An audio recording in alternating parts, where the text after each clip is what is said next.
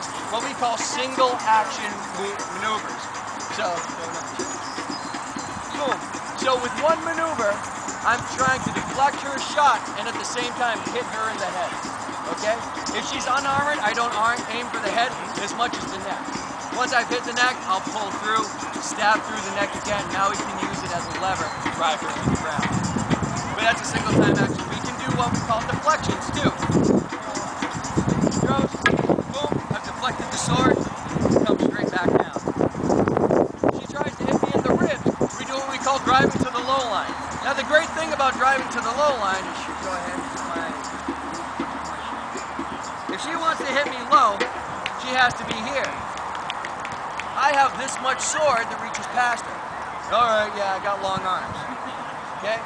I'm here, but she has just as much reach. It's a much longer distance. So we use that in our calculations for sword fighting. And sword fighting is very much like chess. Everything's a calculated risk. I can only control what I do, hopefully, unless it becomes spastic. I can't control what she does, so I kind of try to hedge my bets.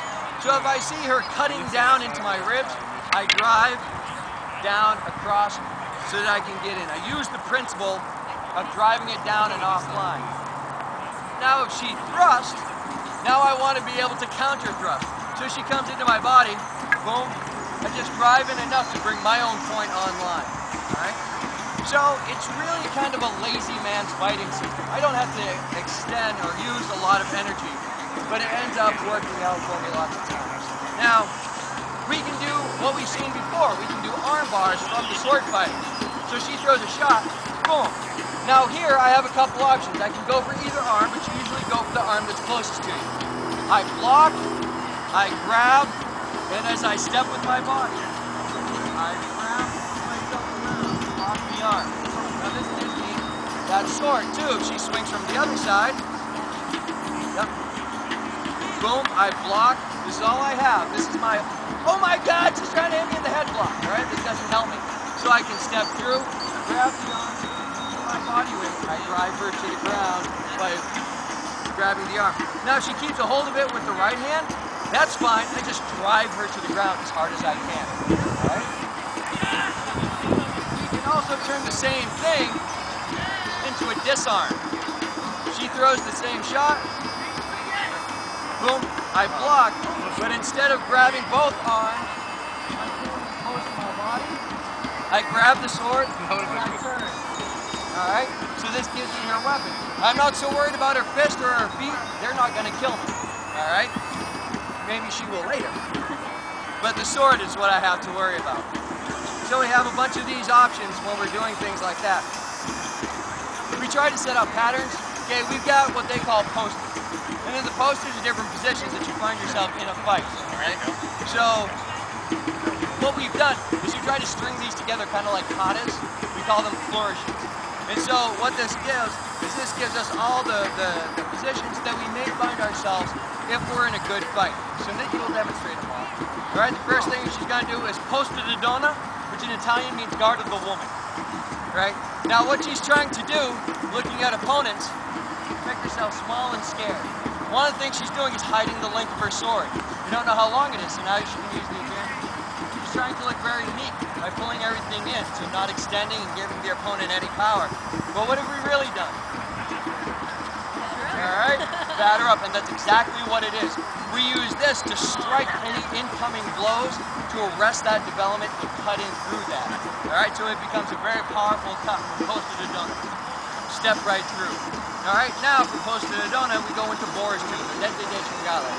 Dente de cinghiale is called boar's tooth because it's pulled in very close. It covers our artery, alright? Covers our junk and our gut. The things that we don't want hit, alright?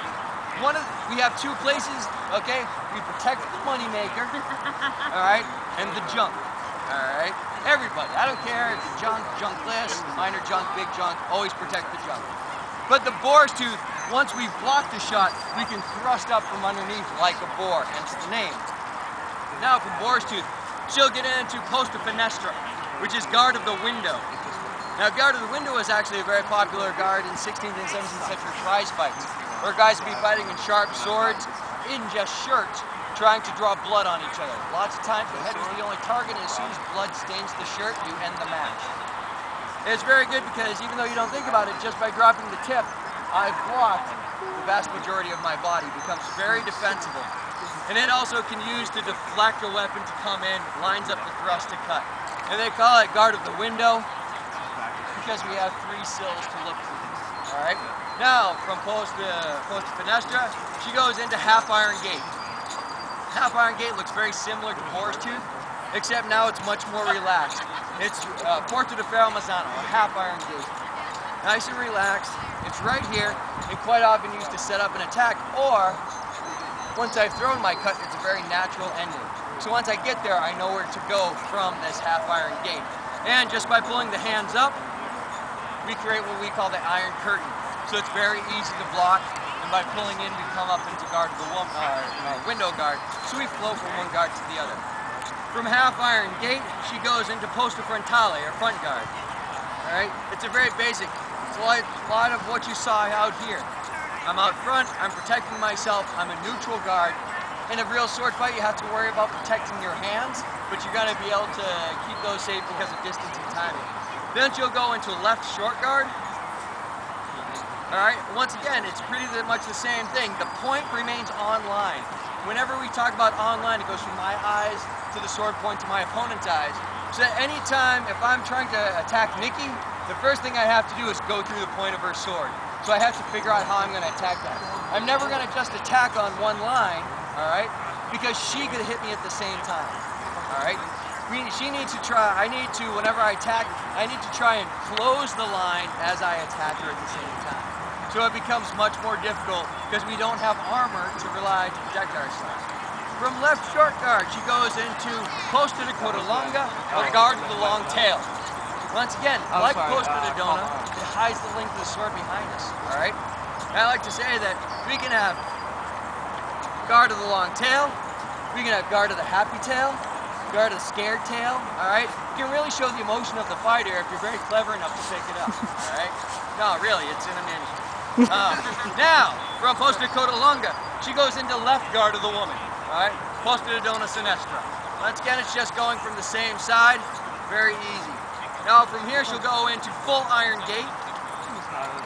And full iron gate, once again, protects the inside artery, protects the junk, protects the gut, all right? It also allows any shots to come up to be caught on the cross guard, and then from there, we can do many attacks where if we do a back edge cut, if I do a true edge cut, we have the front edge and the back edge. Do a front edge cut, it's very easy to block. If we do a back edge cut, it's much more difficult to block. But we have to be careful for the counter strike that comes in. All right, now if she takes a passing step forward, she goes from half iron, full iron gate to half